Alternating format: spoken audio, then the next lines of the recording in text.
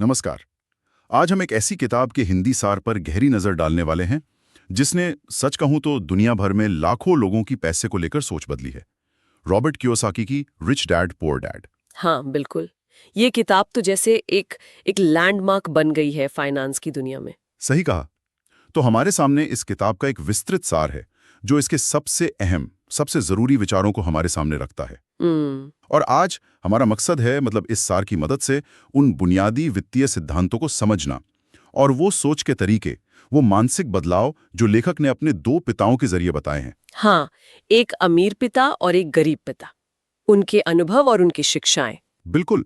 तो चलिए इस सोच की परतों को खोलते हैं, जरा गहराई में जाते हैं। जरूर।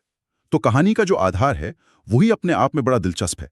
दो पिता और दो बिल्कुल अलग नजरिए। हाँ। एक तरफ है लेखक के अपने पिता, जिन्हें वो गरीब डैड कहते हैं। वो उच्च शिक्षित थे, सरकारी नौकरी में थे। सुरक्षित स्थिर जिंदगी। हाँ, और पैसों को लेके उनकी सोच बनी पारंपरिक थी। जैसे वो कहते थे, खूब पढ़ो ताकि अच्छी नौकरी मिले। जो हम में से ज्यादातर लोग सुनते आए हैं। बिल्कुल। और फिर दूसरी तरफ हैं उनके दोस्त के पिता, अमीर डैड। कम औपचारिक शिक्षा थी उनकी, पर वो बिजनेस के माहिर थे, निवेशक थे। उनकी सोच बिल्कुल अलग थी। वो कहते थे, खूब पढ़ो ताकि तुम अच्छी कंपनियां खरीद सको। और देखिए, यही जो विरोधाभास है ना, यही इस पूरी किताब की और इस सार की नींव है। ये सार दिखाता है कि वित्तीय सफलता सिर्फ डिग्री पर या तनख्वाह कितनी बड़ी है इस पर निर्भर नहीं करती। अच्छा। हाँ, बल्कि इस बात पर निर्भर करती है कि हम पैसे को समझते कैसे हैं, उसके साथ हमारा रिश्ता कैसा है। सार में एक खास बात जो उभर कर आती है वो ये है कि गरीब डैड की दुनिया कैसी थी। सुरक्षा, स्थिरता, नौकरी की सुरक्षा, तनख्वाह की स्थिरता। हाँ, एक सिक्योर फ्यूचर। बिल्कुल। जबकि अमीर डैड का फोकस किस पर था? आर्थिक स्वतंत्रता पर, संपत्ति बनाने पर, भले ही उसमें जोखिम ज्यादा लगे। तो मतलब दो बिल्कुल अलग रास्ते और दो अलग मंजिलें। सार इसी फर्क को पकड़ता है। बिल्कुल। और इसी सोच के फर्क से मेरे ख्याल से किताब का पहला और शायद सबसे क्रांतिकारी सबक निकल कर आता है। सार में भी इसे प्रमुखता से बताया गया है। कौन सा? कि अमीर पैसे के लिए काम नहीं करते, पैसा उनके लिए काम करता है। अब ये सुनने में थोड़ा थोड़ा अजीब लग सकता है ना, क्योंकि हम में से ज्यादातर लोग तो पैसे कमाने के लिए ही मेहनत करते हैं। हाँ, ये पारंपरिक सोच से बिल्कुल अलग है। देखिए, ज्यादातर लोग मतलब गरीब और मध्यम वर्ग वो क्या करते हैं?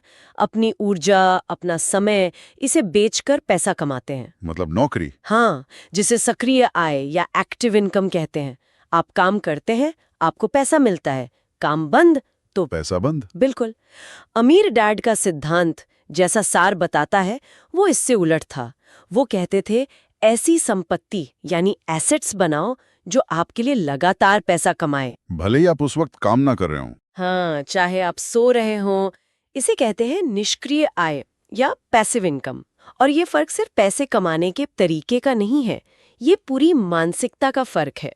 सार इसी पर जोर देता है। तो मतलब ये सिर्फ ज्यादा पैसा कमाने की बात नहीं हुई, बल्कि पैसा कमाने का तरीका बदलने की बात हो गई। एग्जैक्टली। लेकिन एक सवाल मन में आता है, क्या ये शुरुआती दौर में यथार्थवादी है?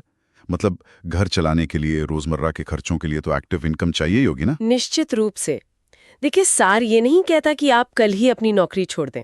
अच्छा। अमीर डैड ने भी शुरुआत में मेहनत की थी। मुद्दा ये है, और सार इसे साफ करता है, कि अपनी सक्रिय आय से जो कमाई हो रही है उसे सिर्फ खर्चों में उड़ाने की बजाय उसे धीरे धीरे ऐसी संपत्तियां बनाने में लगाना शुरू करें जो निष्क्रिय आय पैदा कर सकें। सोच बदलनी होगी। किस तरह की सोच? सिर्फ घंटे बेचकर पैसा कमाने वाली सोच से आगे बढ़कर ऐसा कुछ बनाने की तरफ जाना होगा जो आपके बिना भी पैसा कमाए, चाहे वो शुरू में छोटा ही क्यों ना हो। ये एक तरह से कर्मचारी वाली सोच से निकलकर एक निवेशक या मालिक वाली सोच अपनाने जैसा है। ये सोच बदलने की बात आपने कही, और यहीं पर दूसरा सबक आता है जिसकी अहमियत मुझे लगता है सारल बार बार रेखांकित करता है। और वो है वित्तीय शिक्षा का महत्व। हाँ, हम स्कूल कॉलेज में इतिहास, भूगोल, विज्ञान क्या कुछ नहीं पढ़ते, लेकिन पैसा कैसे काम करता है, निवेश क्या होता है, बजट कैसे बनता है, ये सब अक्सर क्यों नहीं सिखाया जाता? ये एक बहुत ही महत्वपूर्ण सवाल है जो ये सार उठाता है। देखिए, एकेडमिक शिक्षा जो हमें स्कूलों कॉलेजों में मिलती है वो हमें अच्छी नौकरी पाने के लिए तैयार कर सकती है, इसमें कोई शक नहीं। हाँ, वो तो है। लेकिन कियोसाकी के अनुसार, और सार भी यही कहता है, कि वित्तीय शिक्षा हमें उस नौकरी से मिली आय को संभालने, उसे बढ़ाने और अंततः आर्थिक रूप से स्वतंत्र होने के लिए तैयार करती है। तो ये सिर्फ अमीर बनने का नुस्खा नहीं है। नहीं, बिल्कुल नहीं। ये पैसे के खेल के नियम समझना है। कैसे बजट बनाएं, कर्ज को कैसे समझें, निवेश के अलग-अलग विकल्प क्या हैं, स्टॉक, बॉन्ड, रियल एस्टेट, अच्छा। टैक्स कैसे काम करते हैं, महंगाई का क्या असर होता है। सारी ये स्पष्ट करता है कि बिना इस फाइनेंशियल लिटरेसी के अच्छी खासी कमाई करने वाले लोग भी पैसे की तंगी में जी सकते हैं या फिर गलत वित्तीय फैसले ले सकते हैं। लेकिन सार क्या ये भी बताता है कि ये वित्तीय शिक्षा मिलेगी कहाँ से, अगर स्कूलों में नहीं है तो? सार सीधे तौर पर कोई कोर्स लिस्ट तो नहीं देता, पर इशारा करता है कि ये खुद सीखने की प्रक्रिया है। मतलब किताबें पढ़कर, सेमिनार में जाकर, अनुभवी निवेशकों से बात करके, या फिर छोटी शुरुआत करके और अपनी गलतियों से सीखकर। अमीर डैड ने लेखक को असल दुनिया में काम करके सिखाया था, सिर्फ क्लासरूम में नहीं। तो ये प्रैक्टिकल ज्ञान है जिसे हासिल करना पड़ता है। और इसी प्रैक्टिकल ज्ञान का एक बड़ा हिस्सा है तीसरा सबक, जो मुझे तो व्यक्तिगत रूप से काफी आंखें खोलने वाला लगा। कौन सा? संपत्ति यानी एसेट्स और दायित्व यानी लायबिलिटीज के बीच के फर्क को समझना। सारे से बहुत ही सरल तरीके से समझाता है। हाँ, बिल्कुल आसान भाषा में। संपत्ति वो चीज है जो आपकी जेब में पैसा डालती है, दायित्व वो चीज है जो आपकी जेब से पैसा निकालती है। कितना सीधा लगता है, पर यहीं पर ज्यादातर लोग गड़बड़ करते हैं। हाँ, सार इशारा करता है कि हम में से बहुत लोग दायित्वों को संपत्ति मान बैठते हैं। जैसे? सबसे बड़ा उदाहरण शायद हमारा अपना घर है। हमें लगता है यह हमारी सबसे बड़ी संपत्ति है, पर कियोसाकी के नजरिए से, और सार भी यही कहता है कि अगर उस घर का लोन, उसका मेंटेनेंस, उसका टैक्स, ये सब आपकी जेब से हर महीने पैसा निकाल रहा है और कोई आय नहीं दे रहा, तो वो असल में एक लायबिलिटी है। हाँ, ये बात थोड़ी चौंकाने वाली नहीं है? बिल्कुल चौंकाने वाली है, क्योंकि ये हमारी पारंपरिक समझ के काफी विपरीत है। अमीर लोग, जैसा सार बताता है, वो लगातार ऐसी संपत्तियां जमा करने पर ध्यान केंद्रित करते हैं जो नकदी प्रवाह यानी कैश फ्लो उत्पन्न करती हैं। मतलब जिनसे नियमित आय होती रहे। हाँ, जैसे किराए पर दी गई प्रॉपर्टी, डिविडेंड देने वाले स्टॉक्स, बॉन्ड्स से मिलने वाला ब्याज या किसी बिजनेस से होने वाला मुनाफा। और गरीब और मध्यम वर्ग, वो अक्सर पैसे आने पर ऐसी चीजें खरीदते हैं जो या तो उपभोग की वस्तुएं हैं या फिर सीधे सीधे दायित्व हैं। बड़ी कार, लेटेस्ट गैजेट्स, बड़ा घर, ये चीजें शायद उन्हें अमीर दिखाएं, पर असल में उनकी जेब से पैसा निकालती रहती हैं और उन्हें उसी चूहा दौड़ यानी रैट रेस में फंसाए रखती हैं जिसके बारे में किताब बात करती है।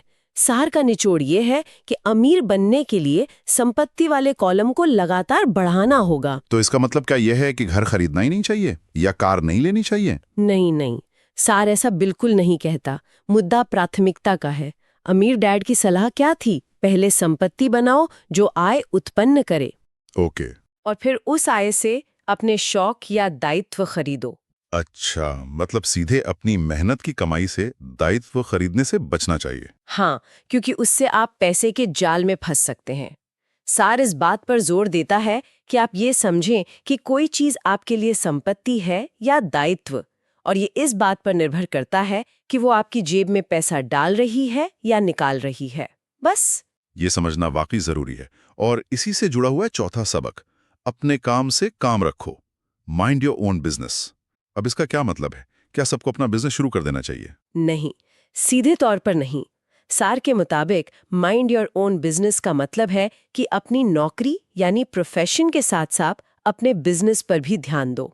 या बिजनेस से क्या मतलब है? यहाँ बिजनेस का मतलब है आपका संपत्ति वाला कॉलम, आपके एसेट्स।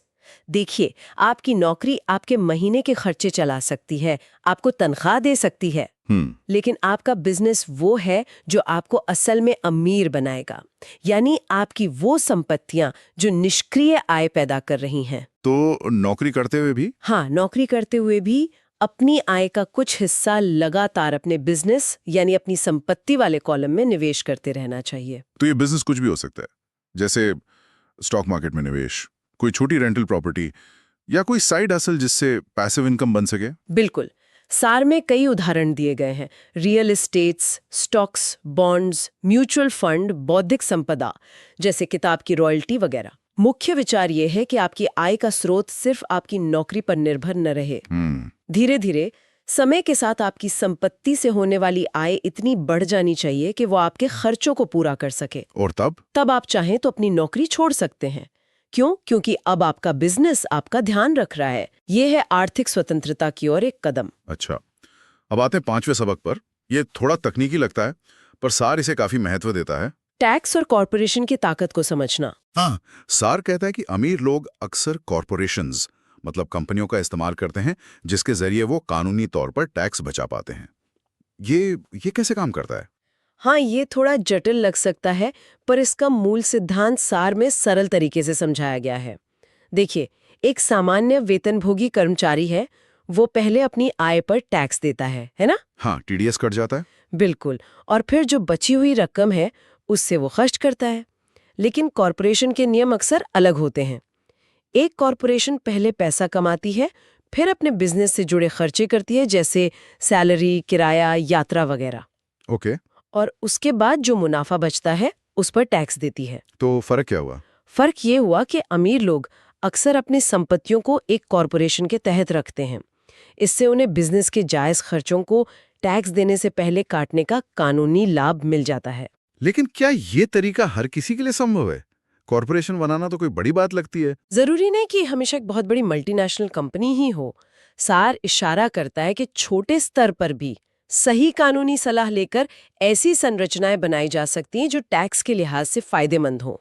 मुख्य बात है नियमों को समझना। देखिए, ये कोई गैर कानूनी टैक्स चोरी की बात नहीं हो रही है। नहीं। ये वित्तीय प्रणाली के कानूनी दाव पेच और जो उपलब्ध लाभ हैं उनको समझने और इस्तेमाल करने की बात है। अमीर डैड के अनुसार टैक्स का ज्ञान वित्तीय साक्षरता का एक बहुत अहम हिस्सा है। क्यों? क्योंकि ये आपकी कमाई का एक बड़ा हिस्सा बचा सकता है। हाँ। पैसा कमाना एक बात है और उसे अपने पास रखना दूसरी। सार यही कहता है। ये वाकई एक अलग स्तर की सोच है। और सीखने की बात चलिए तो छठा सबक भी इसी से जुड़ा है। सीखने के लिए काम करो, सिर्फ कमाने के लिए नहीं। हाँ, सार जोर देता है कि खासकर युवा लोगों को ऐसी नौकरियां चुननी चाहिए जहां उन्हें महत्वपूर्ण स्किल्स सीखने को मिले, भले ही शुरू में सैलरी थोड़ी कम क्यों ना हो। ये कौन सी स्किल्स की बात हो रही है यहाँ? सार उन स्किल्स पर फोकस करता है जो आपको भविष्य में अपना बिजनेस यानी वो संपत्ति वाला कॉलम बनाने और संभालने में मदद करेंगी। जैसे सेल्स यानी बेचना, मार्केटिंग यानी अपने प्रोडक्ट या आइडिया को लोगों तक पहुंचाना, कम्युनिकेशन मतलब बातचीत और मोल भाव की कला, लोगों को समझना और मैनेज करना, फाइनेंस और अकाउंटिंग की बेसिक समझ, निवेश के सिद्धांत। ये वो स्किल्स हैं जो आपको सिर्फ एक अच्छा कर्मचारी नहीं बल्कि एक सफल निवेशक या उद्यमी बनने में मदद करती हैं। तो ये एक तरह से खुद में निवेश हुआ, ऐसी स्किल सीखना जो आगे चलकर ज्यादा पैसा बनाने में मदद करे। बिल्कुल। लेकिन फिर वही सवाल, अगर सीखने वाली जॉब में पैसा कम है तो गुजारा कैसे होगा? हाँ, ये एक वाजिब चिंता है। सार शायद ये नहीं कहता कि भूखे रहकर सीखो। संतुलन बनाना होगा। हो सकता है आप अपनी मुख्य नौकरी के साथ साथ पार्ट टाइम या किसी प्रोजेक्ट पर काम करके ये स्किल्स सीख सकते हैं, या फिर करियर के शुरुआती दौर में ऐसी कंपनी चुने जहां सीखने का माहौल हो, भले ही पैकेज थोड़ा कम लगे उस वक्त। अच्छा। अमीर डैड का मानना था कि ये स्किल्स जो है ये खुद में एक संपत्ति है, इन्हें आपसे कोई छीन नहीं सकता, और ये बाजार के उतार चढ़ाव से भी कम प्रभावित होती हैं। सही बात है। लॉन्ग टर्म में ये स्किल्स आपको किसी भी अकेली नौकरी से ज्यादा कमा कर दे सकती हैं। तो असल में ज्ञान ही असली ताकत है। ज्ञान असली ताकत है, और शायद इसी ज्ञान को इस्तेमाल करने से रोकने वाली चीजों पर है 7वां और आखिरी सबक। हाँ, उन बाधाओं पर काबू पाना जो लोगों को अमीर बनने से रोकती हैं। सार कुछ मानसिक और भावनात्मक रुकावटों का जिक्र करता है। हाँ, और ये मनोवैज्ञानिक पहलू बहुत बहुत महत्वपूर्ण है। सार 5 मुख्य बाधाओं को गिनाता है। कौन कौन सी? पहली है पैसे खोने का डर। ज्यादातर लोग निवेश करने से इसलिए डरते हैं कि कहीं उनका पैसा डूब न जाए। अमीर डैड सिखाते हैं कि हारना सीखने की प्रक्रिया का हिस्सा है, डर से रुकना नहीं चाहिए। दूसरी, संदेह या निराशावाद, जिसे सिनिज्म कहते हैं। ये सोचना कि अरे ये मेरे लिए काम नहीं करेगा, ये सब कहने की बातें हैं। ये शक आपको कोशिश करने से ही रोक देता है। सही है। तीसरी, आलस, लेजीनेस। अक्सर लोग कहते हैं मैं बहुत व्यस्त हूँ, मेरे पास समय नहीं है सीखने का या कुछ साइड में करने का। अमीर डैड कहते हैं कि ये अक्सर टाल मटोल का बहाना होता है। चौथी है बुरी आदतें, बैड हैबिट्स, खासकर खर्च करने की आदतें। पैसा आते ही उसे गैर जरूरी चीजों पर उड़ा देना, बचत और निवेश ना करना। और पांचवी है अहंकार, एरोगेंस, ये सोचना कि मुझे सब पता है और फिर नई चीजें सीखने या किसी की सलाह लेने से इनकार करना। ये बाधाएं ये तो बहुत जानी पहचानी सी लगती हैं। बिल्कुल। मतलब अमीर बनना सिर्फ सही जानकारी होने की बात नहीं है, बल्कि इन दिमागी रुकावटों से लड़ने की भी बात है। बिल्कुल, सार यही कहता है वित्तीय ज्ञान महत्वपूर्ण है, इसमें कोई दो राय नहीं, लेकिन अगर आपके अंदर डर, शक या आलस हावी है तो आप उस ज्ञान का इस्तेमाल करके कभी एक्शन ले ही नहीं पाएंगे। अमीर डैड का जोर था कि इन बाधाओं को पहचानो और उन पर काम करो, असफलता को सीखने का मौका समझो, आलोचना से सीखो, अपनी आदतों को बदलो और हमेशा सीखते रहने के लिए तैयार रहो। दिमागी मजबूती उतनी ही जरूरी है जितनी कि वित्तीय जानकारी। तो इन सब बातों का निचोड़ क्या निकलता है? अगर हम इस पूरे सार को देखें तो रिच डैड पुअर डैड असल में क्या सिखाना चाहती है? क्या है इसका मूल मंत्र?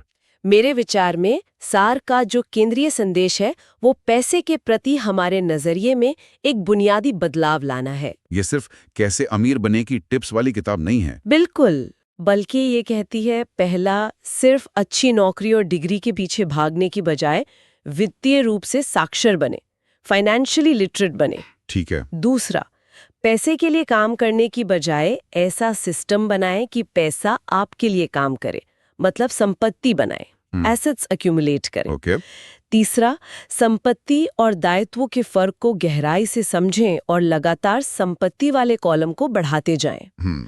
चौथा, सिर्फ कमाने के लिए नहीं बल्कि जरूरी स्किल सीखने के लिए काम करें। और पांचवा, और सबसे जरूरी, उन मानसिक बाधाओं, डर, शक, आलस, बुरी आदतें, अहंकार, इनको पहचानें और उन पर काबू पाएं जो आपको आगे बढ़ने से रोकती हैं। यानी फोकस सिर्फ पैसा कमाने पर नहीं है, बल्कि पैसा कमाने